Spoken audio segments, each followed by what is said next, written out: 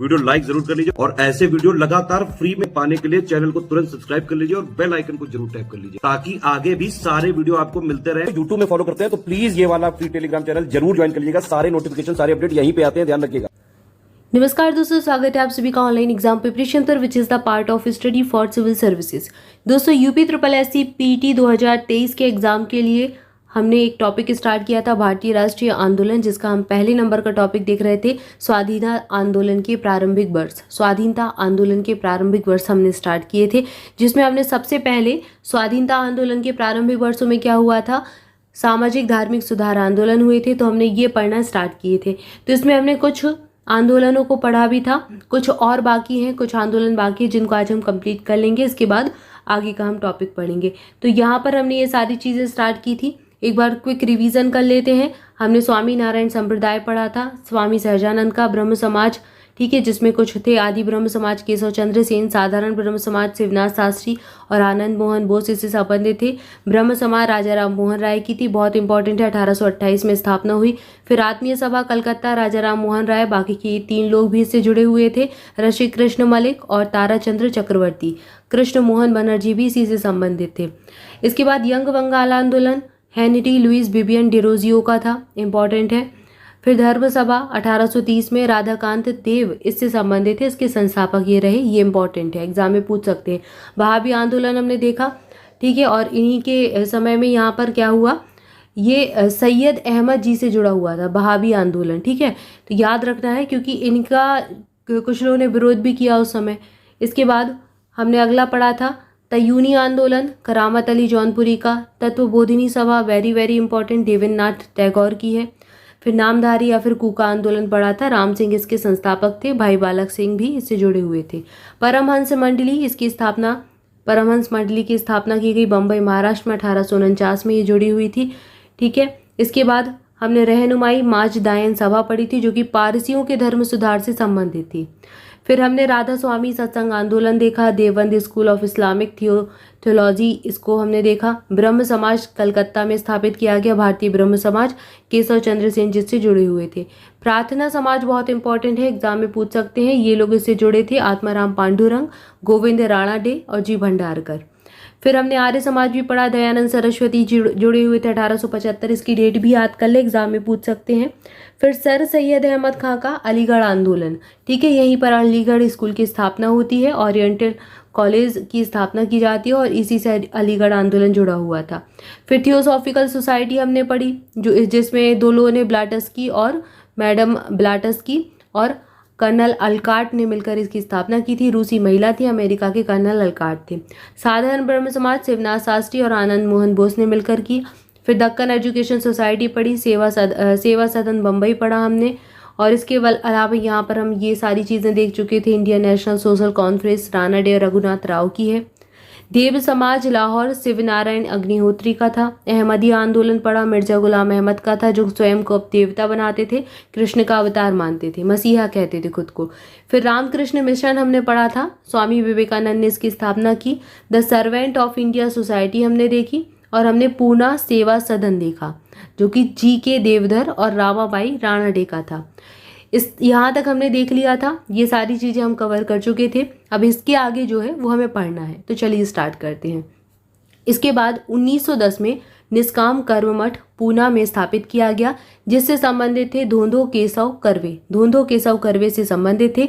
इनका विचार क्या था, ये महिलाओं में शिक्षा का प्रसार कर रहे थे, विधवाओं की दशा में सुधार कर रहे थे। पूना में महिला विश्वविद्यालय की इन्होंने स्थापना भी की, मुंबई में, ठीक है। पूना कहाँ, मुंबई में ही आता है, जिसे पुणे आजकल कहा जाता है, फैशन के दौर में पुणे पुणे कह देते हैं। तो ये यहीं पर स्थापना की गई थी। तो कहीं ना कहीं ये महिलाओं के सुधार की बात कर रहे थे, महिलाओं के जीवन में सुधार आए, ऐसे ये प्रयास कर रहे थे। उनकी शिक्षा का के बारे में कह रहे थे कि महिलाओं को शिक्षित होना चाहिए, तो समाज सुधार से संबंधित इनके विचार थे। इसके बाद 1910 में ही भारत स्त्री मंडल की स्थापना हुई इलाहाबाद में। सरला वाला देवी चौधरानी इससे संबंधित थी। इन्होंने भी, जब स्त्री मंडल है तो महिलाओं की बात करेंगे, तो महिलाओं के उद्धार और उसमें शिक्षा के प्रचार प्रसार का समर्थन इनके द्वारा किया गया। इसके बाद अगला है सोशल सर्विस लीग, इसकी स्थापना कहाँ, बम्बई में हुई। नारायण मल्हार जोशी इससे संबंधित थे। जन सामान्य की दशा सुधारने का प्रयास इनके द्वारा किया गया। अब इन्होंने स्कूल और पुस्तकालय की स्थापना का भी प्रयास किया। इसके बाद अगला है सेवा समिति 1914 की, कहाँ पर? इलाहाबाद में स्थापित हुई। हृदयनाथ कुंजरू इससे संबंधित थे। इनका मत क्या था? समाज सेवा, शिक्षा का प्रसार और इसी के द्वारा सामाजिक रूप से पिछड़े लोगों की दशा में सुधार लाना इनका प्रयास रहा। तो ये इनके विचार थे। क्या कर रहे थे ये? शिक्षा का प्रसार कर रहे थे ताकि समाज में सुधार हो। इसके बाद 1914 में स्थापित होती है सेवा समिति बॉय स्काउट एसोसिएशन बम्बई। इससे संबंधित थे श्री राम वाजपेयी। अब ये क्या कर रहे थे? ये भारत में बॉय स्काउट आंदोलन में पूर्ण भारतीयता उत्पन्न करना इनका उद्देश्य था। इसके बाद 1917 का ये याद रखना है, the Indian women's association Madras Annie Besant इससे संबंधित थी। भारतीय महिलाओं की दशा सुधारने का इन्होंने प्रयास किया और अखिल भारतीय महिला सम्मेलन का वार्षिक यहाँ पर आयोजन किया गया। इसके बाद 1873 का है सत्य शोधक समाज। वेरी वेरी इंपॉर्टेंट, बहुत सारे एग्जाम में पूछ चुके हैं। ज्योतिबा फुले इससे संबंधित थी। ज्योतिबा फुले का जन्म 1827 में एक माली के घर में हुआ था। इन्होंने शक्तिशाली गैर ब्राह्मण आंदोलन का संचालन किया। इन्होंने अपनी पुस्तक लिखी जिसका नाम था गुलामगिरी 1872। इसमें क्या था? अपने संगठन सत्यशोधक समाज के द्वारा पाखंडी ब्राह्मणों और उनके अवसरवादी धर्म ग्रंथों से निम्न जातियों की रक्षा की आवश्यकता पर बल दिया। यानी कि सत्यशोधक समाज मतलब समाज का शोधन होना चाहिए। ऐसा नहीं होना चाहिए कि किसी एक ही वर्ग में, एक ही वर्ग के बारे में, एक ही वर्ग की महानता हो। जैसे ब्राह्मण है, ब्राह्मण कहते थे हम ही पूज्य हैं, हमारा सब सम्मान करें। निम्न जातियों को अच्छी दृष्टि से नहीं देखते थे। तो जातिवाद उस समय काफ़ी था। तो जातिवाद के खिलाफ इन्होंने लड़ाई लड़ी। सत्यशोधक समाज ज्योतिबा फुले का है, तो इनका नाम याद रखना है, ठीक है ना। तो यहाँ पर सामाजिक धार्मिक सुधार आंदोलन हमने देख लिए। इसके बाद अगला टॉपिक है सामाजिक सुधार अधिनियम। तो इनको भी हम कंप्लीट कर लेते हैं। सबसे पहला अधिनियम है हिंदू विधवा पुनर्विवाह अधिनियम। ये सारे इंपॉर्टेंट है, जितने भी हैं, कुछ ही हैं, ज़्यादा नहीं है, तो सबको सारे याद रखने हैं क्योंकि एक एक भी इंपॉर्टेंट है। सारे पूछ चुके हैं एग्जाम में, तो कोई भी पूछ सकते हैं, ठीक है ना। हिंदू विधवा पुनर्विवाह अधिनियम, गवर्नर जनरल इस समय लॉर्ड कैनिंग थे। 1856 में है ये, 1856 में आया हिंदू विधवा पुनर्विवाह अधिनियम। विधवा पुनर्विवाह की अनुमति इसमें दी गई। इसमें कहा गया कि विधवाओं का पुनर्विवाह हो सकता है। 26 जुलाई 1856 को अधिनियम में ये हुआ हिंदू विधवा पुनर्विवाह अधिनियम 1856।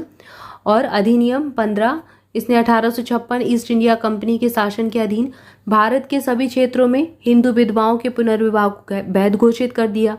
यह 1857 के कैनिंग द्वारा 1857 के जो भारतीय विद्रोह से पहले लॉर्ड डलहौजी द्वारा तैयार किया गया था और लॉर्ड कैनिंग के द्वारा इसको पारित किया गया। तो इसको तैयार पहले ही कर लिया था, फिर कैनिंग जब आए उस समय से पारित किया गया। तो ये 1856 का है, ये चीज़ याद रखनी है। डेट पूछी जाती है, कौन गवर्नर जनरल रहा उस समय, ये पूछा जाता है। Native marriage act Northbrook के समय पारित हुआ 1872 में, अंतरजातीय विवाह से संबंधित था, ठीक है।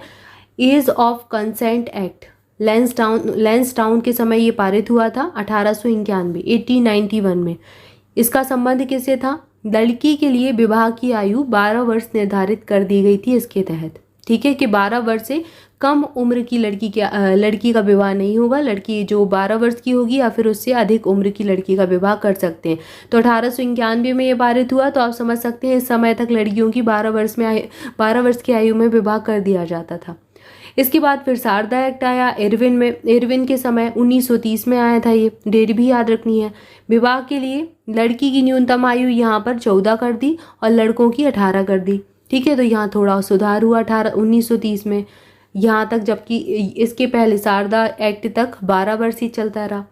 फिर शिशुवध पर प्रतिबंध लगाया गया बेलीजली के समय 1798 से 1805 के समय शिशु हत्या पर प्रतिबंध लगा दिया। इसके बाद सती प्रथा पर प्रतिबंध लगाया लॉर्ड विलियम बेंटिक के समय 1829 में। इसकी डेट पूछ चुके हैं लास्ट ईयर। सती प्रथा पर पूर्ण प्रतिबंध लगा दिया। दास प्रथा पर प्रतिबंध लगाया एलन बरो के समय 1843 में, यानी कि दास प्रथा इसके बाद समाप्त हुई। 1833 के चार्टर अधिनियम में दासता को प्रतिबंधित कर दिया गया 1843 के द्वारा, ठीक है। तो 1843 का था दास प्रथा प्रतिबंध। सती प्रथा, शिशुवध, Sarda act, age of consent act, native marriage act, ये सारी, और हिंदू विधवा पुनर्विवाह अधिनियम 1856, ये सब याद करने हैं, सारे जितने भी हैं सभी की डेट याद करनी है, ठीक है। तो यहाँ पर हमने कुछ अधिनियम देखे। इसके बाद अगला टॉपिक है मुस्लिम सामाजिक धार्मिक आंदोलन और संगठन, तो इनको हम पढ़ेंगे अगली वीडियो में। तब तक के लिए आप सभी चैनल के साथ जुड़े रहें। वीडियो को लाइक जरूर कर देना, कमेंट करके बताना वीडियो कैसा लगा। Thank you for watching this video. More update के लिए टेलीग्राम ग्रुप ज्वाइन कर सकते हैं और स्टडी फॉर सिविल सर्विसेज का एप्लीकेशन जरूर ज्वाइन कर लीजिएगा। इसके अलावा डिस्क्रिप्शन में कॉन्टैक्ट नंबर दिए गए हैं। अगर आप स्टडी फॉर सिविल सर्विसेज के कोई भी पेड बैचेस लेना चाहते हैं या फिर कोई भी एग्जाम के लिए पीडीएफ लेना चाहते हैं, करंट अफेयर या किसी भी सब्जेक्ट की, तो आप डिस्क्रिप्शन में दिए गए कॉन्टैक्ट नंबर पर कॉल करके इन्फॉर्मेशन ले सकते हैं। आपको सारी इन्फॉर्मेशन मिल जाएगी। Thank you for watching this video. मिलेंगे नेक्स्ट वीडियो में। Thank you so much.